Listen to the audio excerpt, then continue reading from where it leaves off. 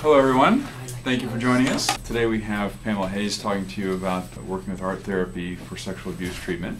So please welcome Pamela. Hey, welcome everybody.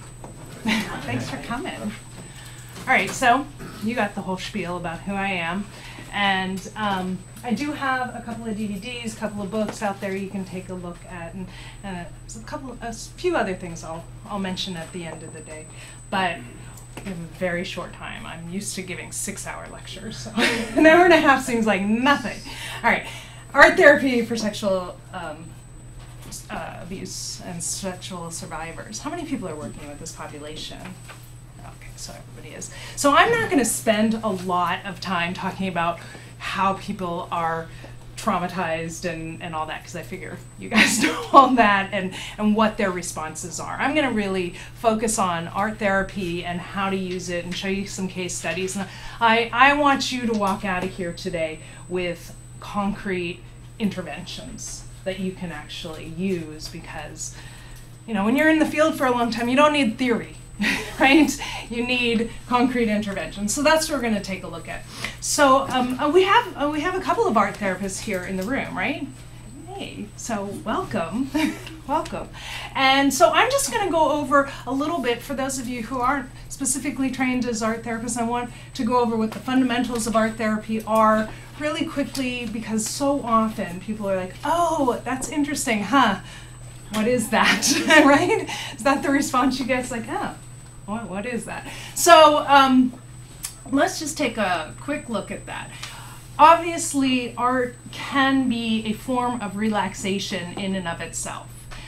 I just find that painting is so soothing. There's just something really nice about just moving the paint around on a piece of paper. And usually for this kind of activity, I'll give somebody a big piece of paper, and I'm usually using acrylic paints. Acrylic paints are nice and thick and heavy, but still easy to clean up, and they're not toxic and fairly inexpensive. It can also help build self-esteem, because most of the clients we are dealing with have issues of self-esteem and how they perceive themselves and how they feel like they're failing at this or that. So if I can show them an activity from beginning to end and show them that they can complete it, they feel good about that. And this is a paper mache mask that I had a young girl work on. In my office, I have a whole wall that's full of different paper mache masks. Some are done by adults and some are done by kids, and you can't even tell the difference. But oftentimes I will show them activities that they can do, that they didn't think they could do. Because you know what the number one thing is that people say to me? They say, "I can't draw." Right? Right? I can't draw a straight line. I can barely draw a stick person. And I said, you know what? That's because no one's taught you. Or you stopped drawing when you were 11 years old, because that's when art is no longer in the schools, right? And so it's like, if you haven't done something since you were 11 years old, why do we think we should be good at it? Right? So oftentimes I'll actually teach people how to draw. So here's an example. This is a really interesting YouTube channel called howtodraw.com, and they have videos on step by step, and it's basically put a circle here and then add a line and make a triangle over there, and then somebody who tells me they can't draw, "Oh, you just drew a monkey." And this is a really simple one. I do this long 6-hour lecture when I'm traveling around the country for anxiety. Go ahead. Sorry to interrupt, but are we going to have access to... That's a good question. To the PowerPoint? Let me ask them if they print it out, because if they don't, what I'll do is if you email me, then I can send it to you. I just like to, for my clients, confidentiality, I take their pictures out of the PowerPoint, because they give me, when they sign a release form, they give me the right to show their artwork, but I don't like to reproduce it. I don't like to hand it out to somebody else, because it's theirs. But like something like this I drew. I just followed that. So yeah, so if anybody wants the PowerPoint and they don't do it here, I'm happy to email it to you. Just send me your email. So anyway, that's a good question. So anyway, I will, oftentimes I'll teach people how to do a much more elaborate drawing, where they say, "There's no way I could draw this," and then they do it, and then they feel good. So you can raise self-esteem. Obviously, you can use the art to release tension and anxiety. I mean, anxiety and anger and depression and trauma, it's all like really emotional, really physical emotions, and we want to get that out in a non-destructive way. So sometimes I'll have people just take a piece of paper and just make scribbles or curse words all over it and then rip it up, and that's satisfying. Just the ripping and the crumpling is satisfying. And then I'll have them use that to rebuild, to collage something back together, to make something out of their anger or their frustration or whatever. This is another way to do it. This is more intense, where I give them a piece of wood, and I'll give them hammers and nails. And I'll say, just start hammering the nails into the piece of wood. That's satisfying, right? It's just you're using your energy and it's loud. I have done this in a room of 30 people and it's like loud, right? You got 30 different people hammering at the same time. Sometimes before they do the hammering, I'll have them draw a very simple image on the wood so then they can draw that out.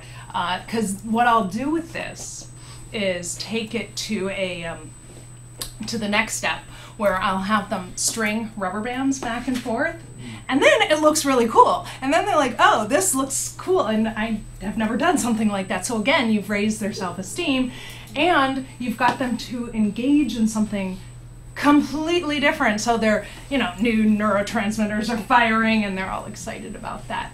I do a series of video podcasts, and you can find those on YouTube or iTunes, called 3-Minute Art Therapy. Or it's on my website too. And so this one is on there now. I think I maybe put a link on here on this PowerPoint, but I'm not sure if it's going to work. And I don't know if we have internet service, so let's see. No, we don't. So anyway, so I have a podcast on how the steps to make that. Let's go back. Yeah, to make this. So if anybody wants to check that out, it's really easy to find on. You can either search Pamela Hayes or Art Therapy or 3-Minute Art Therapy on YouTube and you'll find it. Okay. Now I was gonna have you guys do some drawings with me, but then when I saw the room, it's such a small room, it's too tough. But what I'd like to do is show you a really, really simple intervention. I mean, how many of you guys are thinking, I'd like to do this, but I'm thinking my clients might be a bit resistant? Yeah, it's like, how do I get them past that? Okay, so there's always that resistance. And then I mean, I've been doing this for over 20 years, but I still think, are they going to think I'm being silly? Are they going to not like this? Or they think it's not worth their time? And that goes through my head. We all have those negative thoughts that go through our head. So I have a bunch of very simple, interactive things that sort of don't require a lot of artistic talent from them, but get them into the idea of working with the art. So this is something that I call ambi-art, where I'll have somebody just choose 2 different markers, and I have them open them up and hold one in each hand. So I call it ambi-art because we're going to be ambidextrous.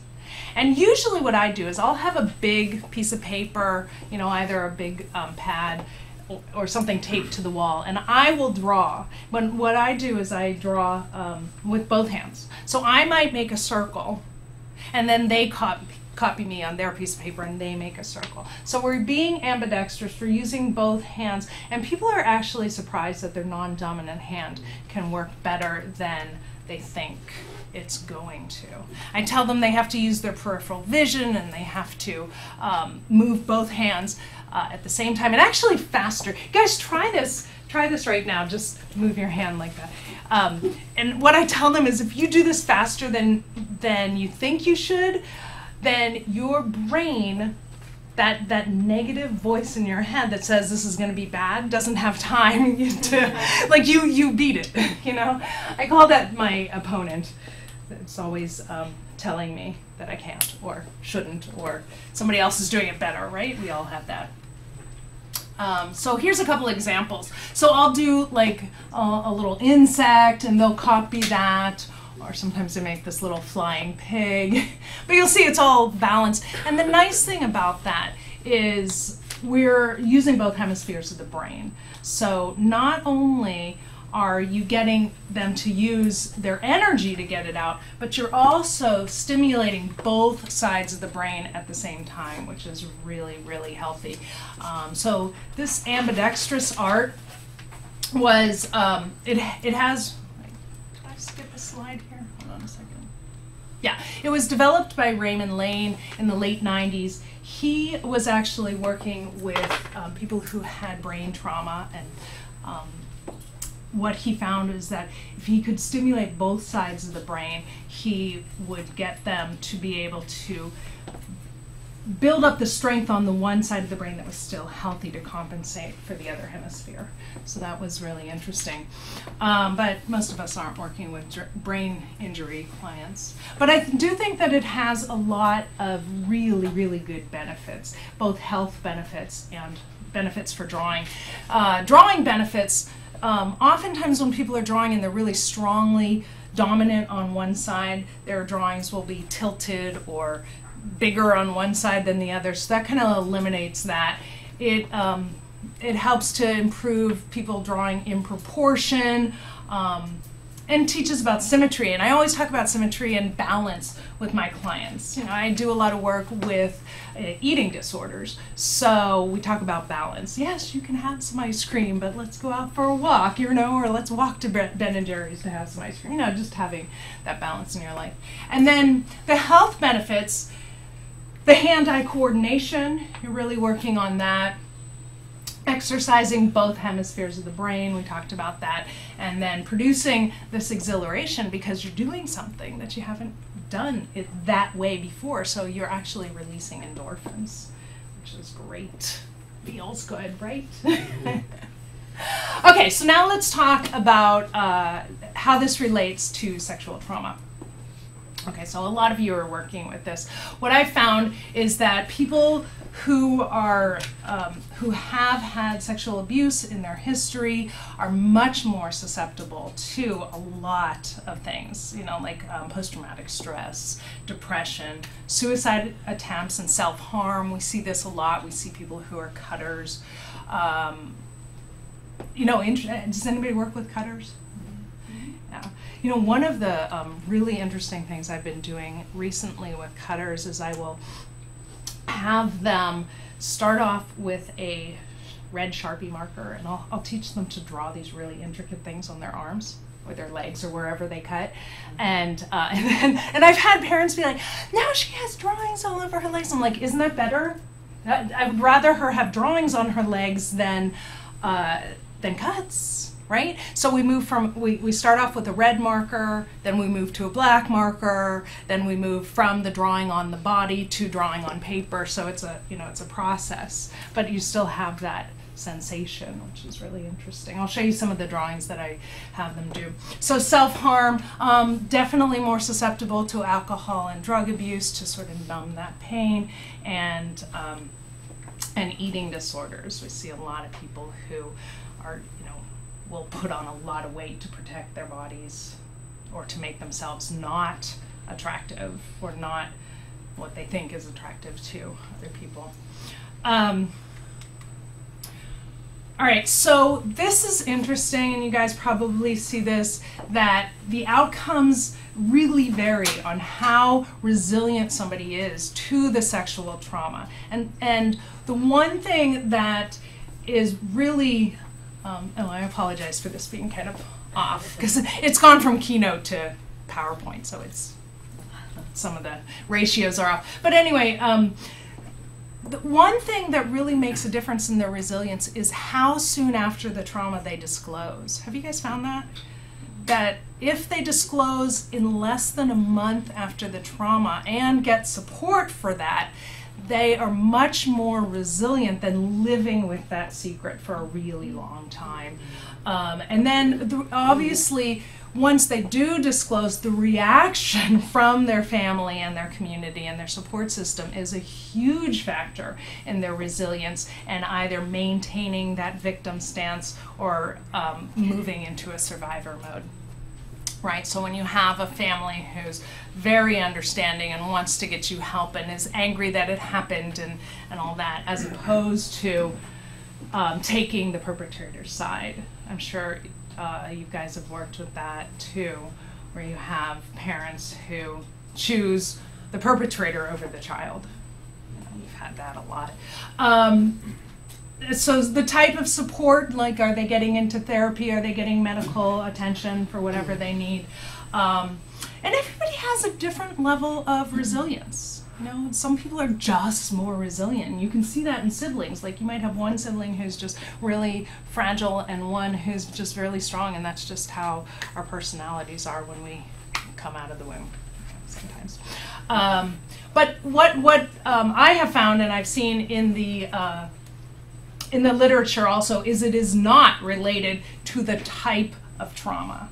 Like, one person can have sexual abuse going on for years, and maybe they're fairly resilient to that and it's made them stronger, and somebody else could have it happen one time and it's really damaged their whole perception of their self. So it's not related to that. It's much more related to these other factors.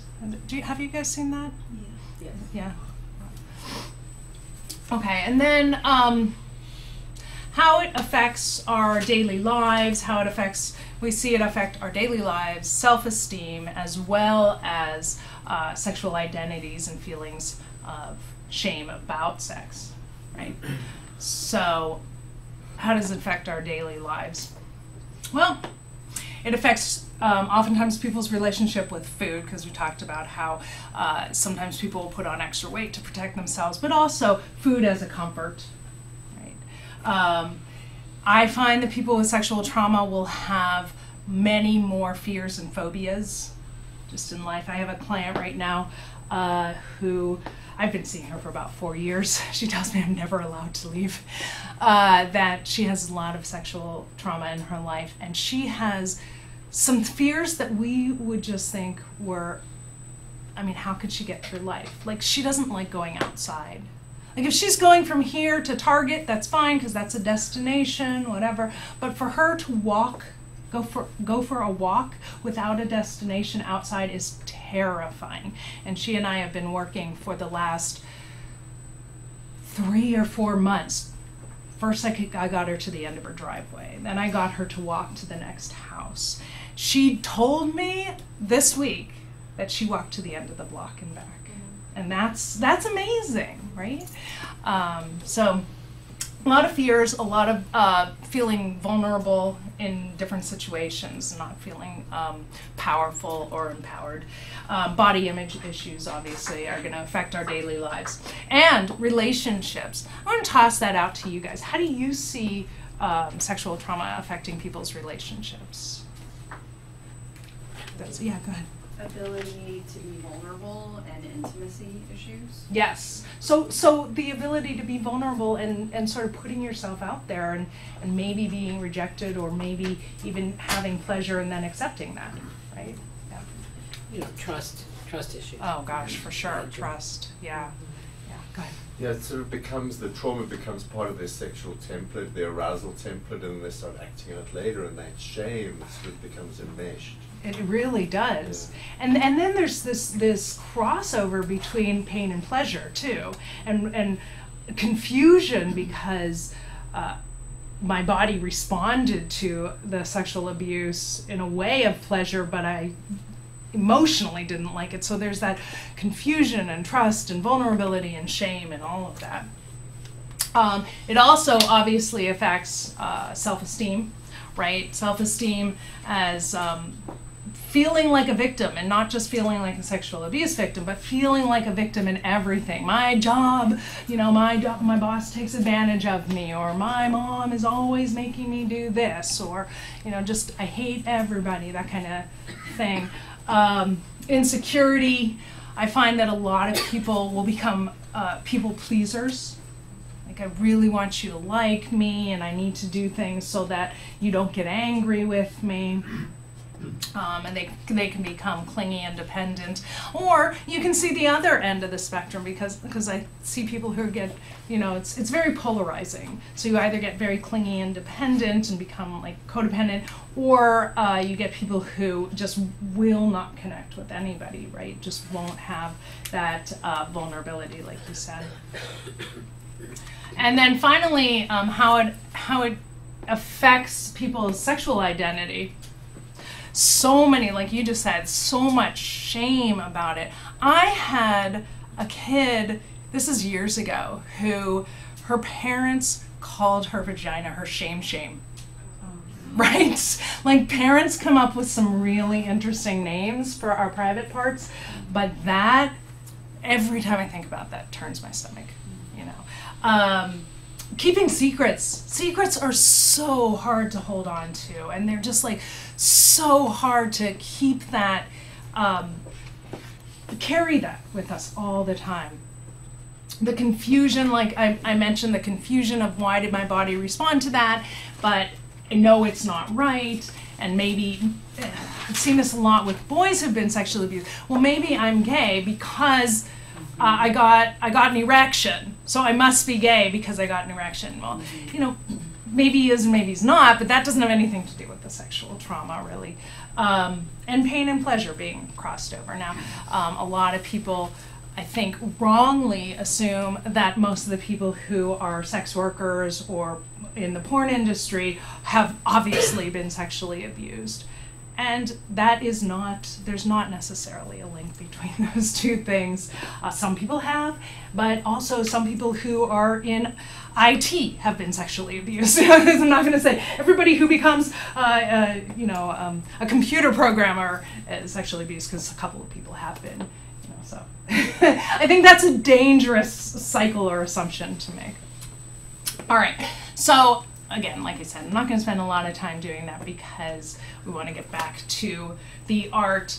Obviously, what I find is that, not obviously, but sometimes I find that people who have been sexually abused kind of get stuck in that place. Like whatever age they were, they get stuck in that place. So I wanted to share with you, because it does affect their developmental levels, that we all go through specific stages of drawing in the same way that we go through stages of learning to walk or learning to talk. Think about a toddler, not even a toddler, an infant who's learning to walk, right? First they roll over, and then they sit up, and then they get up on their knees and they rock a little bit, and then they crawl, and then they cruise on the couch, and then they actually walk, right? So everybody goes through those stages. Not everybody, everybody has different levels, but some kids walk when they're 8 months old, and some kids, like my older daughter, didn't start walking until after her first birthday, and I was getting really freaked out.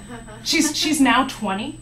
Okay, so it's ironic, because I remember my husband saying to me, I promise you, I guarantee she will not be crawling across a college campus, okay? And so she's at NYU now, and she is not crawling down, Fifth Avenue, so she's good. But we do go through the same kind of stages, but there's a wide range. So first, kids, when they can pick up a marker or a crayon, they just start stabbing at the paper, scribbling. And eventually, anywhere between 2 and 3 years old, they'll use their whole gross motor skills and draw circles, and then anywhere between 3 and 5, and that's a huge age range for kids, they will start putting lines and circles together and then giving it a title. This is Daddy, or this is a balloon, or whatever. So they'll make, I always call that figure Jimmy, because I have a brother who's 8 years younger than me, and he always drew that, and he said it was Jimmy. So, so whenever I see a kid draw that, because it's very difficult, it's Jimmy. And then around anywhere between 5 and 7, they'll start drawing these schematic drawings where you have a line for the ground and a line for the sky, and then different images, and usually the more important images will be bigger. So you'll have a house, but then you'll have a person who's 3 times as big as the house. So the proportions are different. And then eventually, between 7 and 11, this is a time where we start to understand more abstract concepts. There's this sense of perspective, understanding that there's things in the background are smaller, things in the foreground are bigger, that things overlap, and so we'll understand that. And most people's drawing ability stops at 11, because that's when most people stop drawing, right? Because you're not taking art classes in school anymore. So when I ask people to draw who don't usually, they will usually draw something sort of their go-to doodle, or the thing that, oh, this is the house I used to draw when I was a kid, you know, so most of us will do that. I wanted to share this with you. I thought this was really interesting. Both of these drawings were done by 9-year-old girls. Isn't that fascinating? Like, you can really see the difference of the dynamics in the drawing levels. This child was sexually abused. This child was not. Although there's a lot of sexual components to that drawing for a 9-year-old, right? And one of the things that I want you to keep in mind is don't make assumptions about anybody's drawing, ever. I have so many people who walk up to me, and my art therapist here will probably acknowledge this. They'll say, my student drew this, what does it mean? I'm like, I don't know. I don't know, because you know what? If that person's not here for me to ask them about it, I have no idea, because if I try to interpret somebody else's drawing, it's going to be about me and my experience. It's just like trying to interpret somebody's dream. Anyway, so this child is obviously delayed in some way. This child's a little more advanced than you would see for a 9-year-old. But what are some of the differences that you see that tell you, I mean, you don't even have to know anything about what I just showed you in the last slide. I mean, what tells you that one's delayed and one's advanced? Your gut just responds to that, right? Yeah.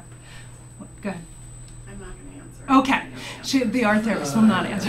Go ahead. No arms, no feet. Okay, so we're missing some major things here. No arm. Actually, I think these are arms right here. But very small arms, no feet. What else? Okay, yeah, kind of a distorted, weird face. Yeah. And not a lot of control of the instrument.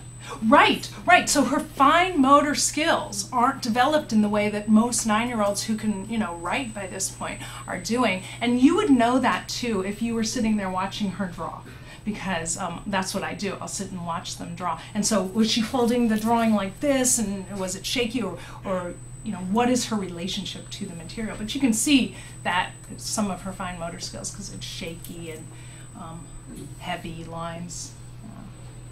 The body's not integrated, it's separated, they're Yeah. all separate pieces. Yeah, isn't that odd? It's like it's not connected, and there's all these like separate things going on, which makes me wonder, knowing that this child had been sexually abused, does she do some kind of dissociative behavior, sort of being outside of her body, feeling not connected kind of thing? You know, that's a red flag that might go off for me, but I'm not going to make that assumption. I certainly wouldn't show up in court and use one drawing as an example, you know, so, but it's a red flag that I would watch for. What do you see in the other drawing that is surprising? She's got a good anatomical sense. She's seen the artist Degas. So She's like 11 years old, and she's seen Degas' dancers. maybe, That's one of them. well, we've made that assumption, but maybe Yeah, you could but ask, you could she's got a show her certain picture. Sophistication. She Yeah. wouldn't do that without having seen it. Or So- being taught to or see. having been taught to dance that way. Taught to dance, taught to see, Yeah. taught to draw, right? So this kid was actually taking some art classes, and so somebody was telling her how to draw a body. Yeah, go ahead. That seems to me like the drawing of someone who's not in victim mode. Okay, and what tells you that? I mean, I know we get a really gut response to that, but what is telling you that? I'm just looking at like her ability, her accomplishment, like within that. Sorry, I'm sick. I hope I'm making sense. But like her ability to draw and her saying like, you know, I get the sense of like she's not been victimized because she draws. It like it almost reminds me of someone being assertive. Yes, yes, it does feel assertive. Yeah, Right. go ahead. I was going to say it takes up the majority of the page. It's in the center of the page. Yeah. And she has a confidence stance in the way that her hands. Yeah, this is a big stance, and even though her hands are kind of hidden, you wonder, is she hiding something? You know what she was hiding in this case? she hadn't learned to draw hands yet, right? So you could see they were working on feet the week before. And it was funny because the next week she came in and she had taken the drawing class with the hands, and then hands were everywhere. But that is a really strong stance. It's a very, it's looking straight at you kind of thing. And she has a really good sense of how to use the materials. We've got details. And this kid even put clavicle bones in. I mean, that's pretty impressive, right? And so maybe it makes you wonder, well, why does she have cleavage? Why is a 9-year-old drawing cleavage or a midriff? And then I would be wondering more, does she have an older sister, or was she drawing from a specific picture? Or, it doesn't feel victimized to me. Yeah, go ahead. You mentioned how art can really enhance someone's self-esteem. Yes. I work with a lot of children, and I noticed that it can also diminish their self-esteem if they're really into comparison. Yeah. I mean, some artistic ability seems innate. I mean, for a 9-year-old, Yeah, no, that's true. Detail in That's that true. face, that kid is artistically talented. Yes. And if you take children who are comparing themselves and say, maybe do something like that. Children with special needs often draw very primitively. Sure. And then they look at what other kids can do. How do you help kids not feel worse That's about a really good thing. So I don't work a lot with groups of kids, but if you do, a lot of times what I'll do is just take drawing out of the equation. We're not drawing today. We're going to make something out of beads, or we're going to sculpt, or something that it comes out looking good no matter what, because drawing does have its limitations in that way. Or we'll do that ripped up collage, that kind of thing. Just take that out of the equation. Yeah. Go ahead. Mine was just more of a statement that I noticed that around age 8 and 9, girls really become aware of their bodies as well. And they notice things. And so to me, a 9-year-old drawing that, it shows me that she's becoming aware of her body and her, body parts, and she's did a really nice job on it. Yeah. So those are some nice brush she drew, right? I would automatically interpret as there was abuse. I would also want to look at, she is 9 and she is getting in touch with, her body changing and understanding that and becoming aware of it. That's a really good point. And if that kid was sitting here, you'd know if she was starting to develop breasts at 9. Some kids have full-on breasts at 9, and some don't have it till 16. And the other thing is that some people are just more sexual than others. So, maybe that's something she's aware of, and maybe it's not, but maybe it's a body image issue. Yeah. Okay, let's keep going. No, go ahead. Something, I've now lived here for 16 years, but something that I've thought about since moving here is how people... From where? From Sweden. Okay. How breasts are related to sex, I don't get. It's true, because well here in this country, we were just talking about this on the way here, it's such a sex negative world. It's so sex and we can't be naked, and we can't, and that's and Sweden's so different. And all of Europe is very different in that sense. And if we make something taboo, then we're gonna want it more. So no, that's a really good point. All right, so let's talk about looking for signs of possible sexual abuse in the artwork. Okay, now first, before I go into that, please remember this. Never, never, never assume, never, never, never make assumptions, okay? Because how many of you were taught the house tree person assessment? Okay, so most people were. And how many of you were told that like a knot hole drawn in a tree means something? What were you told it means? Well, I was told, that was an idea, but we should also disregard it. Okay, okay. That it's out there. So yeah. What does it mean? So what were you told? Well, that it meant abuse. Mm-hmm. That there was abuse, and also like if the windows are X'd out, things like that. Right. Those might be. So we were told that a knot hole in a tree maybe means some kind of trauma or abuse, right? Yeah. Most people, 95% of people will draw a knot hole in a tree. Not because when we walk outside we see a knot hole in a tree, because we hardly ever do. Why? Because we've seen somebody else draw it.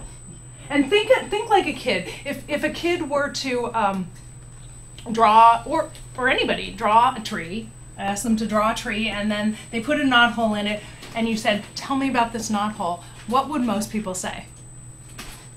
What do you think they'd Where say? the bird lives, where the squirrel Absolutely. lives. They would say owls live in here or squirrels live in here. And then that's much more about a home or you know, something cozy and you know, it's not about trauma. If somebody said to me, this is where the tree was struck by lightning and a giant branch fell off and this is a black scar here forever and nothing will ever grow there again. Okay, that's a little obvious, right? You just have to listen to what they have to say. So never make assumptions. This is a girl who is 11 years old, and this is her house tree person assessment.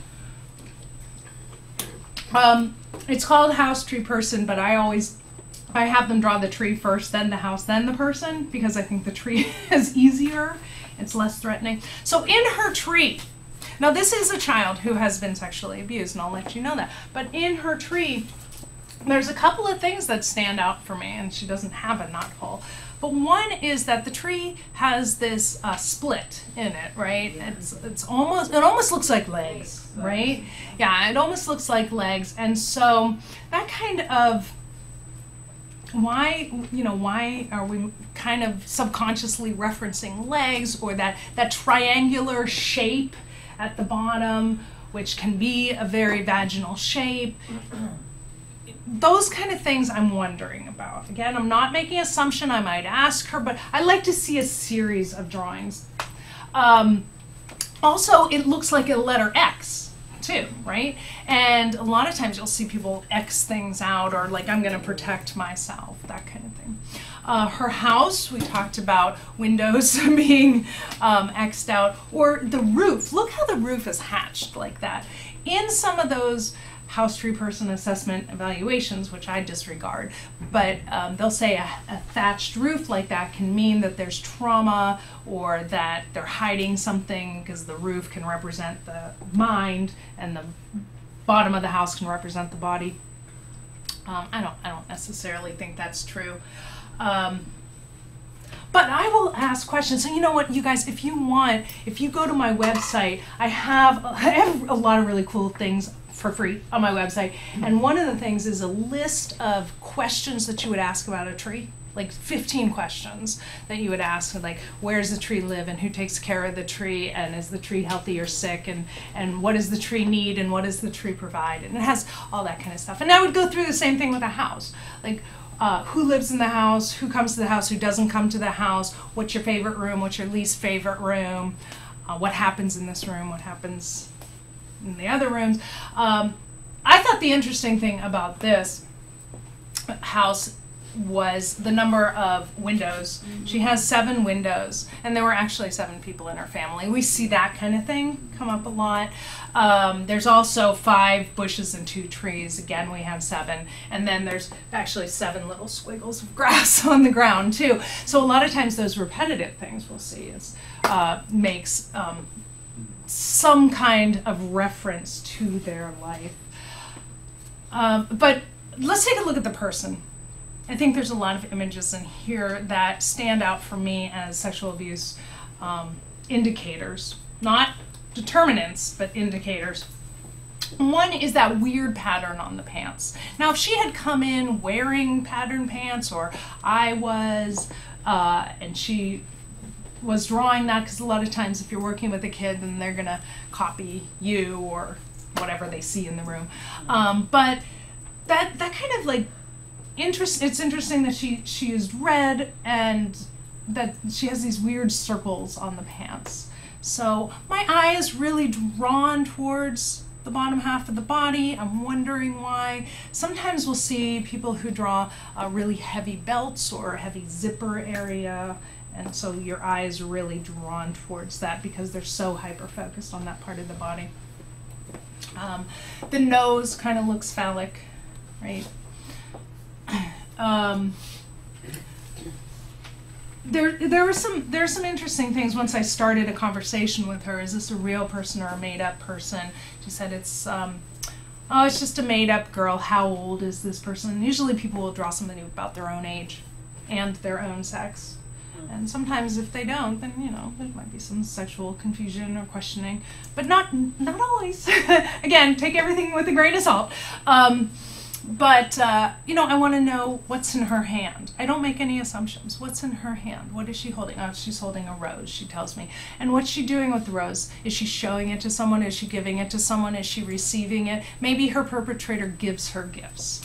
You know, maybe she's trying to get somebody's attention or get them to like her, so she's giving a gift. So I want to know what she's doing with that. Those clouds feel kind of heavy and daunting over her head. There's also this one cloud that's very phallic shaped or aggressive, like a, can you see that? It's kind of this like little pointy shape here. It feels like a tornado. It could be a penis, it could be a tornado, it could be a knife. It feels aggressive to me, but well, you know, I'll ask her about clouds. So just mainly, my point with this one is there are some things that could be sexual indicators, but I would never take that and run with it. Yeah, go ahead. How about the thing on her shirt? Yeah, that's a weird thing too. It looks like a hand. Yeah, like something that's leaning down there. And I think that day she was wearing something that was on her shirt that she may have been copying. And so again, it's very situational depending on, you know, and that's why it's so important to be watching with them. So when you did this, you didn't know yet that she was sexually No, I abused? did because I had her charts. Okay. Yeah. But it was fairly early on in therapy. It was maybe our third session together or something. Yeah. But she hadn't disclosed it to me. I knew it from her history. Okay, let's take a look at things to watch for in the arts. Okay, signs of regression. This is a girl who was 7, and she had physical and sexual abuse, neglect, and she was now living in residential care. She was taken away from her mom. This was interesting. I gave her a piece of paper and I had her folded in half, and I had her draw herself now as a 7-year-old, and then I had her draw herself in the future. You know, for a 7-year-old, that could be when she's 9, you know, or it could be when she's a teenager, whatever. But so this is a little bit regressed for a 7-year-old here. But then when I asked her to think about the future, you could see the regression even more, like just in those couple of minutes, right? So when people get emotional, when they get scared, when they get sick even, their drawing ability will temporarily regress and reflect that. She didn't know. I mean, she was living in residential care. She didn't know where she was going to be living 3 months from now. You know, to think about the future is very scary. But a couple of things that I thought were interesting indicators of her sexual traumas. We've got this extra thing here sticking out. Is it a tail? She described it as a leg kicking up behind her, like she was dancing. But that's an odd little thing there. And then the fact that we have this colored in area right between the legs too. That's the only thing that's colored. And again, the sense of dissociating from the body, the separating from the body. Signs of splitting. Sometimes we'll see drawings that are clearly almost like 2 separate drawings. And this is the same girl drawing a house.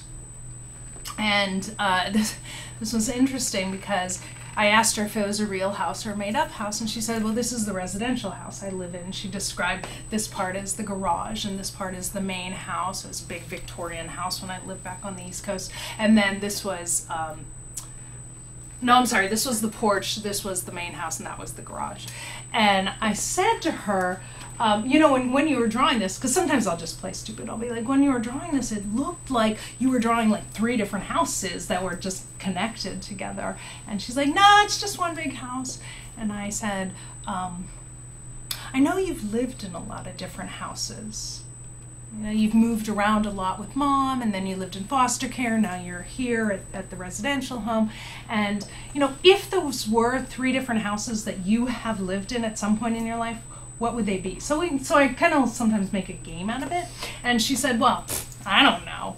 You know, most of the time I get the I don't know. So I just ignored that. But she said, I guess the small one, I guess the small one would be somewhere that I lived with mom, because a lot of times they'd be living in a hotel room or an efficiency or, you know, someone's living room before they snuck out in the middle of the night and not paid the rent. And then she said, and this part, it really looks like the residential home that I'm in. Okay, so that's this house. And then she looked at this one. Can you see the face in it too? It looks like a face with the two eyes and teeth. It looks kind of aggressive. But she said, she looked at that other one, she said, I don't know. I've never lived in a house that looked like that. I have no idea. And I thought that was really kind of fascinating because in our culture, since we read from left to right, you can look at the drawings in that way too, like past, present, future. And here's exactly mom's house, current house. I don't know where I'm going to be living. Isn't that fascinating? You see that so much. And the funny thing is, the reason I love my job after being in this, doing this for over 20 years, because it feels like magic to me. It's like, look, that still happens. That's so cool. All right, what else? Signs of chaos and anxiety. You guys see the chaos in here? It's a little hard to miss, right? I mean, this is just crazy. This is a little boy who was 10. This kid had the weirdest situation. His dad had him when the dad was like 16. And so the grandparents raised him, and so he thought the grandparents were his parents, and the dad, now at 25, wants to take him back, and yeah, a lot of chaos in this kid's world. So anyway, you can, when you see that kind of scribbly, and again, when you watch it happen, you can see their response to the behavior, to the materials. Everybody responds very differently to the different materials. Some people love drawing with markers, and some people hate it. I see some people who love chalk pastels, and other people can't stand the feeling of chalk, right? It hurts their teeth to use, right? Signs of depression and lack of life. So again, I know I'm showing you a lot of tree drawings, but they're so easy to look at. What do you think is going on in this drawing? What's happening here? Winter, death. Yeah, it could be like winter. It could be that the tree's dying. Lonely, there's nothing there. There's nothing there. It's very hopeless. Yeah, and a lot of those things we're making assumptions about, but we have this, again, this internal instinctual response to it, and the only way we're going to find out what's going on for them is to say, what season is this tree in? Is this a healthy tree? Is it a sick tree? We can ask, are there other trees around it? We don't see it, but are there other trees around it? Right? This, some people will tell me this tree is dead and it's dormant and it's never coming back to life. And some people say, well, it's winter time, but spring is coming really soon. So there's hopeful in that, and you can really get a sense of that. Yeah, go ahead. The few branches attached to the tree and everything else is so fragile. If you sneezed, some of those branches would come off. Yeah, they're very thin, right? They're very thin. This actually had more roots to it. It got cut off in the picture. And sometimes the roots, how they attach to the ground, maybe are how people feel grounded or attached to their world. But yeah, these branches feel very fragile. So I wonder if that person is feeling fragile and vulnerable, maybe, right? Can I ask a question? Yeah, of course. Did that person have depression and any sort of not eating issues going on? Definitely some issues with depression. Definitely, this is a woman in her 20s who had some sexual trauma, and she had not talked about it. Right.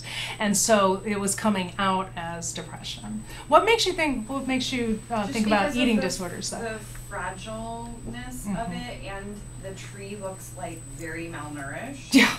Right? It looks like an anorexic tree. It does. Right? Look like an anorexic tree. So wouldn't that be interesting if that's how she looked too?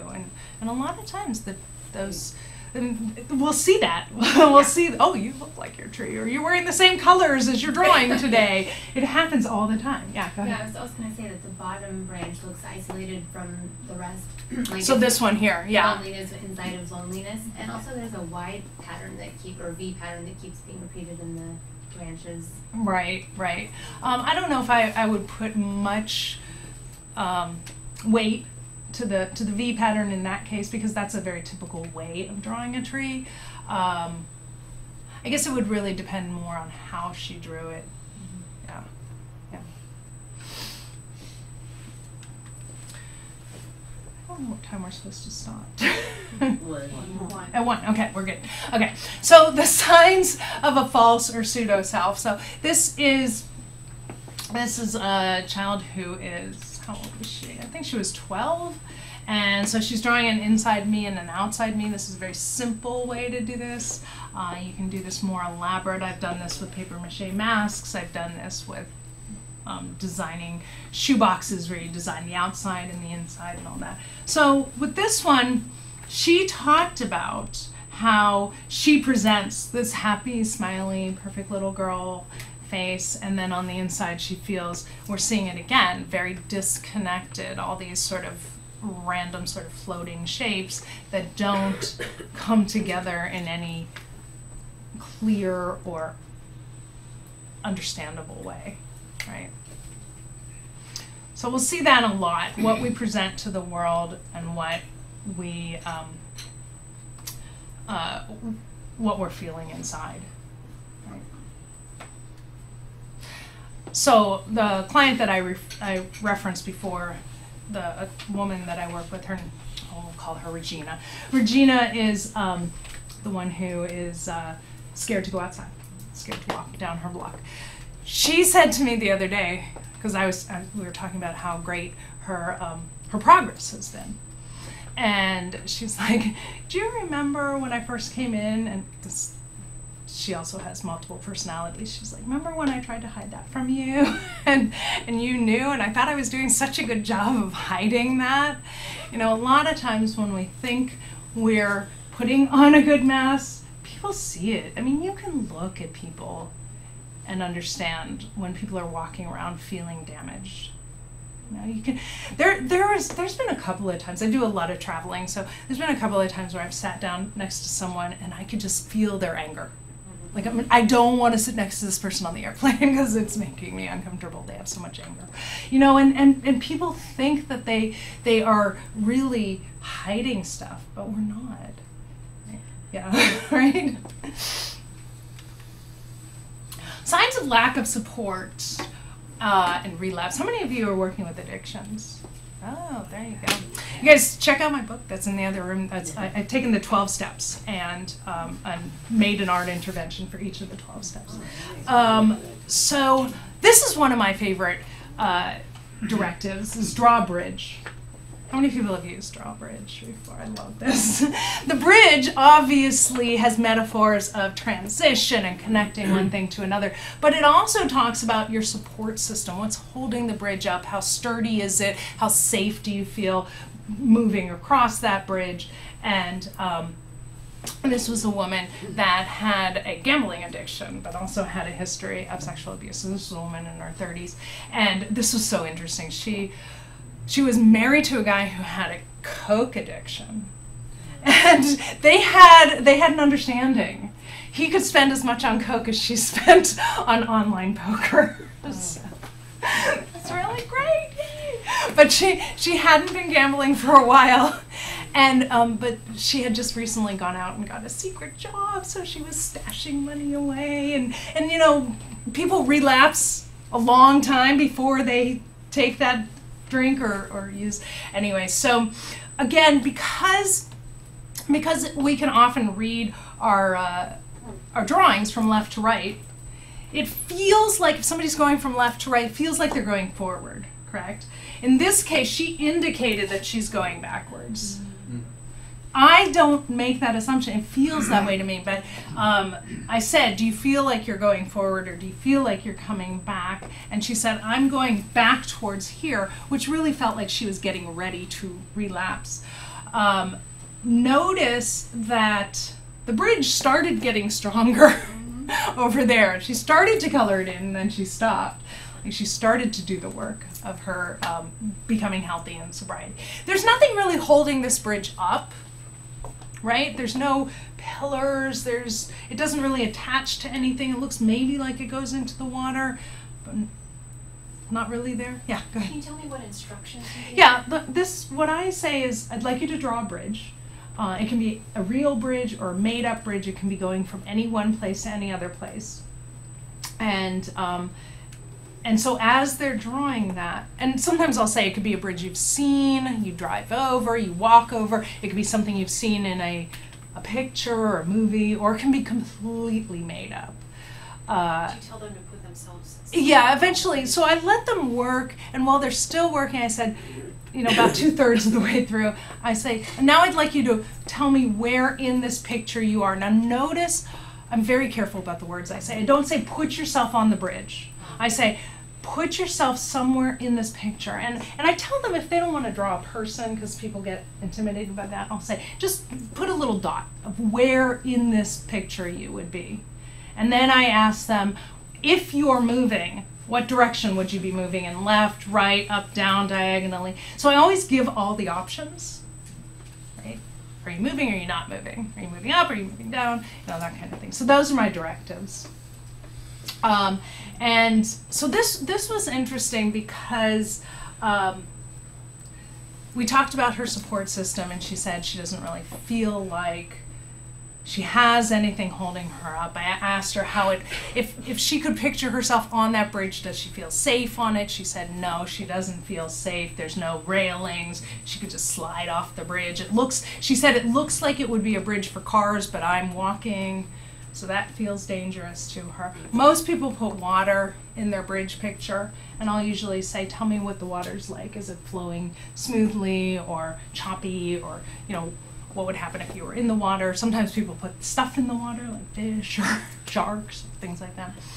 I said to her, if this wasn't a bridge, could you look at it? What else would it look like? Because sometimes one thing looks like something else. It looks like the headboard of a bed, doesn't it? Yeah. So if I'm going to make an assumption like that, I take responsibility for it. So I said to her, that looks to me like the headboard of a bed. Can you see that? And most of the time people will say, I didn't mean to do that. That's totally random. But that is where the subconscious comes out, which is so fascinating.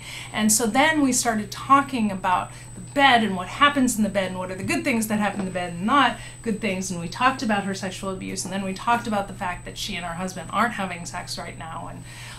And then we also said, I said, if this were an entire circle, like if you could picture that circle continues around, it almost looks like a ring, like a diamond ring, that kind of thing too. And she said that she had just sold her ring. Yeah. So oftentimes, like I will say, I see this. Does that make any sense to you? I had somebody else draw a bridge one time, and it was like a wooden slatted bridge. And I said, you're going to think I'm crazy, and maybe because I'm looking at it upside down, but it looks kind of like a piano to me, right? Because it was slatted. Like, she's like, get out! I just started taking piano lessons like 2 weeks ago. So those kind of things are in our brain. They're in our subconscious, and they come out, which I find so fascinating. Sometimes I'll tape pieces of paper to either side and say, what is this person headed towards? What are they leaving? What's on either side of this? Is it something you want to go towards or not? So oftentimes they'll do a drawing. The nice thing is you can take it back out. You can work on it more. You can change it. You can ask more questions about it, which I really enjoy. But remember, never, never, never make assumptions. Okay. Any questions on that? Let's see, where am I at? Oh, I wanted to share this drawing with you, because this is an interesting drawing, right? And this is based on the never make assumptions thing. See, you don't know who drew this, right? You have no idea. Now, if I told you that a 14-year-old boy drew this, you'd be like, all right, yeah, I can see that. And you'd have one response to that. But if I told you that a 45-year-old woman drew it, you'd have a very different response to it. And then if I told you an 11-year-old girl drew it, right? So that's why we can't make assumptions about it. What is your gut response to this? What do you think is going on here? Video games. Okay, so maybe this person plays a lot of video games. Yeah, absolutely. What else? You can't ignore the breath. They looked at me first, right? This one even has some serious nipples going on there, right? So is that one? Oh, this one. Oh, yeah, this one has side nipple. Yeah. Yeah. Manga. What if the kids? A lot of kids are learning to draw manga, and they are very sexualized images, right? Yeah. So in that case, this had nothing to do with sexual abuse. This is a kid who was learning, to draw from those manga books. It looks like a teenager, totally. Yeah. Perspective and everything. Yeah, or like a preteen wanting to be a teenager, exactly. Right? Yeah. It's got a whimsical kind of funness to it. But again, it could be a girl who is just getting in touch, like you had said, getting aware of body changes and boobs and that kind of thing, right? Yeah. I love this drawing. It cracks me up.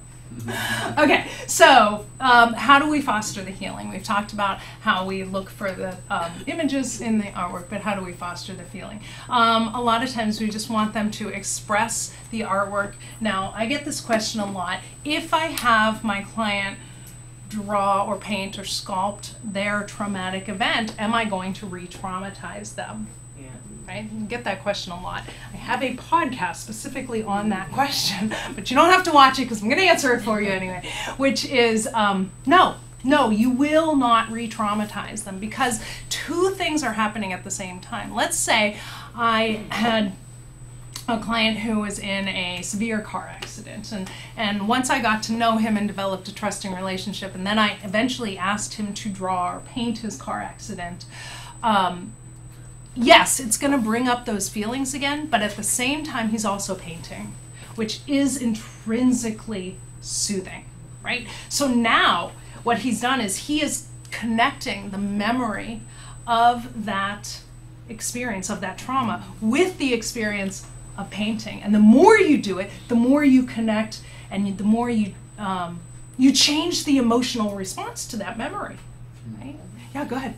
I'm working with a client right now who has severe sexual trauma, molestation as a child, and then she was abducted and abused. Wow. Anyway, so are you in the room with these people when you're doing this? Absolutely. Yeah. Okay, because this is not like, oh, your homework for tonight. No. Okay, good. No, I'm there, and we all work hard to make our environments or our offices safe places. And I don't give homework because most people aren't going to do it, and then they're going to feel bad that they didn't do it, and No, so the only homework I might do is if somebody asks me, I might send them home with a coloring book. Color this, enjoy that. But yeah, no, not kind of expressing your feelings, right? So usually I'll say, these are little monsters. I've showed them how to make this out of clay. Just roll a ball of clay, and then you can shove one thumb in, and that's the mouth hole, and shove two more thumbs in, those are the eye holes, and then you can put the details in. It's very simple to do, and I'll teach them how to do it so that you're going to raise their self-esteem so that they can actually make something that they can relate to. But I'll say, I want you to choose a very difficult feeling that you're struggling with and make that, and then I want you to choose the opposite. So a lot of times I'll do problem solution, that kind of thing. So expressing their feelings. The more times we can get them to be creative and in that therapeutic mode, that's almost like a self-hypnotic mode where you're changing your brain waves and your breathing is slowing down and you're very present in that moment. The more times you can combine that with a discussion about whatever the trauma is, you're gonna, like I said, change the emotional response to it. Does that make sense? Yeah, because we're learning so much about the brain now and how memories are not those set things that we used to think they were. They change every time we recall them, right? So these are very simple. Just, you know, choose two opposite feelings, and make them out of clay. We talked about raising people's self-esteem, so teaching new skills, because it's always good to be teachable, right? If someone comes in for therapy, be that they brought themselves in because they're an adult, or they're brought in because they're a kid, how willing are they to do something outside of their comfort zone, to do something differently than they do on a regular basis, you know, to make their lives better? So often, and you might get this too, or you might be worried you'll get this, well, my client's saying, why should I do this? How is this going to help me? How is drawing a monkey going to help me? And I said, well, you know what? You've been doing the same thing over and over again in your life, and it's not working. It's not working anymore. Maybe for a while it worked, and it's not working anymore. But how willing are you to do something differently? You know, put it back on them. So, are people able to follow directions? Are they able to take directions? And slow themselves down. Like we as adults are so in, like, get this done so I can do that, so I can do that. And it's like, I feel like we're always rushing to relax. Right? Like speeding to go see a movie or something. You know? And so, can you slow yourself down? Can you be in the moment? Can you do something that has no means to another end? Right? How often do we give ourselves that? Not very. We take whatever we're passionate about, if it's playing guitar or drawing or dancing, we're like, well, you know, I have other stuff I need to get done first. And when we put our passions aside, our anxiety and our depression increase. When we bring our passion back into our lives, then we feel empowered. And learning to have fun. Duh. Yeah. Right? People forget. Adults forget to have fun. All right. Does anybody ever make these little beaded lizards? I love these. Again, I have another little podcast on how to make these. Also on my website, you can download the written directions on how to make these. They're really fun. So as one of the first things that I'll do with my clients, like maybe first or second session, I'll have them do this because it takes drawing out of the equation, like we were talking about. Like, I'm not a good drawer. I'll teach them how to do this, so I see, you know, again, are they able to follow directions? Can they understand patterns? I'm assessing to see what are their memory skills. Like if I tell them, okay, here's the basic repetitive pattern, will they be able to recall and understand and predict and all that? I can assess their attention span, that kind of thing, their fine motor skills, their hand-eye coordination, their creativity. If I show this one as an example, are they going to use different colors and different patterns, all that. So that's all good. But what I do with this afterwards is kind of neat. How many of you are working with anxiety disorders? Yeah, I mean, they all kind of overlap, right? You've got the addiction, and you've got the sexual trauma and the anxiety, and we've got all these comorbid stuff going on. But I will take this and I'll explain to them that we're going to call this our relaxing lizard, and I teach them to put it in their hand and rub it back and forth because it feels good. You know, or even just use it as a massage tool, like massage it on your leg or on your shoulder. I will also teach them to count the different beads and breathe in between. So, okay, let's just take this one for example. I just want you to go through and count all the light blue ones and breathe, and we'll practice that in my office. I say bring it back next time you come, and at the beginning of each session, I like to make things into a ritual. Take out your lizard, let's practice breathing, because if you show them once, they're not going to use it as a coping skill. Right? But if you make a ritual out of it, that will be more likely to be a coping skill that they'll go to when they're under stress. Does that make sense? And so if they forget to bring theirs back, then I have a couple that I've made in my office sitting in the drawer anyway, so we can practice that. The relaxing lizard. Sometimes with that too, I will talk about our reptilian brains.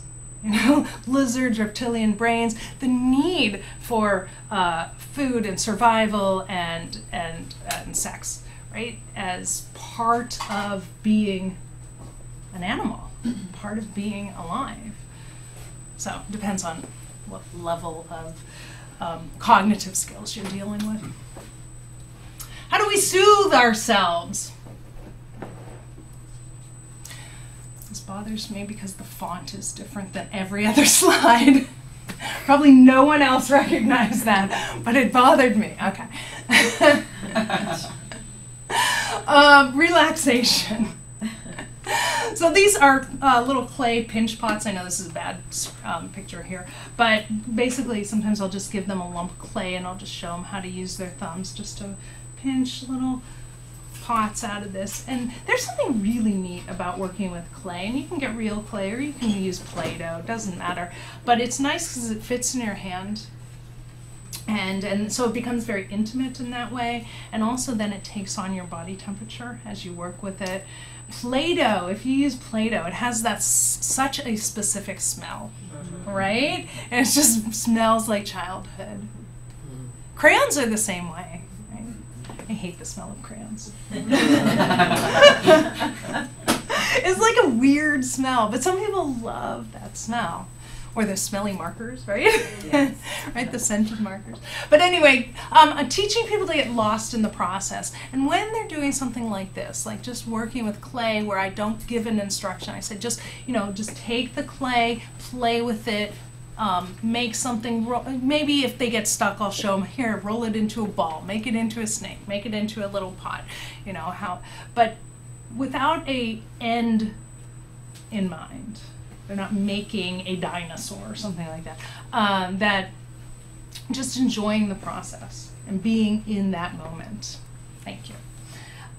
So let's see, what else? Mandalas. Mandalas are always nice. Mandala is a word from the Sanskrit language meaning circle, and so it's anything that starts with a circle. So anybody who you have who's really intimidated by drawing, if you simply give them a piece of paper that's not blank, it's easier to start from. And there's a sense of containment and wholeness that comes with mandalas. Sometimes what I'll do is I'll give pre-made mandalas. You guys will see I have a mandala coloring book that I made. I know there's tons that you can buy, but the ones that you can buy I found are so detailed. My clients would get super frustrated. So these are some examples of the ones I made where they're bigger shapes and people can color them in. And they're not all symmetrical either. So they're just kind of soothing. And then, like I said, the process itself can be just therapeutic. This is something I call the natural object collage. Well, I'll just grab up stuff from nature. You can see there's rocks and seashells and dried beans and feathers, and I'll just put stuff out on the table. And we can relate to that stuff because we come from nature too. And, it's so tactile, and each one has its own texture and each one has its own smell to it, and so you're really engaging a lot of the different senses. And with this I'll use usually a hot glue gun. If I'm working with a young child, I'll say, where do you want me to glue it together? Be careful if you're working with cutters and hot glue because they will purposely burn themselves, so you just have to be aware of that.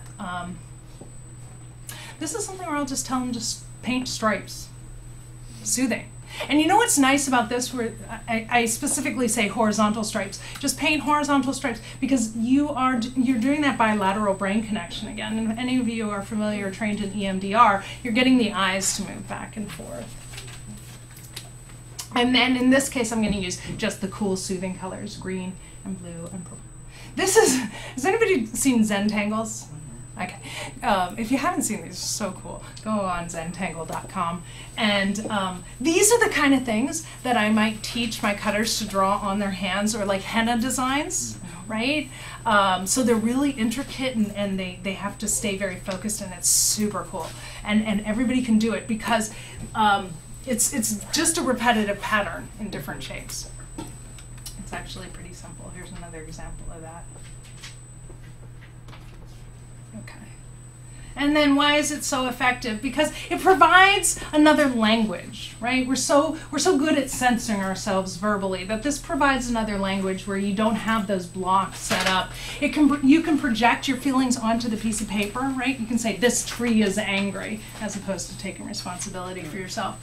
And it can be more, when you can project, then you can be more objective. It feels safer. It's outside of yourself. So that's safer. And it can give a voice, where sometimes it's really, really scary to talk about things. Oh, so here, let's do this. So you start with somebody who's in this victim perspective about themselves, and then you give them a creative activity to engage in, right? Anything, clay or paints or the beads, and you have this release of endorphins and this excitement of doing something new and different, and then you automatically have somebody in a better space emotionally. And if I can have my client feel this much better from the time they walked in my office to the time they leave, I feel like I've had a good day. You know, I'm never going to cure them, which I want to do, right? We all want to make it better and solve all their problems, but that's not going to happen. But don't be afraid to make the art, because it's fun. It's safe, it's soothing, it's relaxing, and it's enjoyable. I want to share a couple of things with you before you take off, and I'll answer any questions too. So again, on my website, I have a lot of stuff available. There's free videos and things like that. Also, I'm doing case studies. So I have videos on case studies, and you can get those for, I think it's like $30 or $35. Oh, there's a discount. So they're on my website for $35, but there's a discount code here if anybody wants to take a picture of this, and then you'll have the discount code for just $15 off. Also, I have a subscription fee on my website, monthly, $9.99 a month, and then you will automatically get all the videos and case studies and things like that. And if anybody signs up for the monthly subscription, then I will give you a free therapy on, it could be FaceTime or Skype or in person or whatever. So I have that. I also have a couple of things in the hallway. There's the book that I mentioned on the art with the 12 steps. There's a coloring book. There's a couple of DVDs available.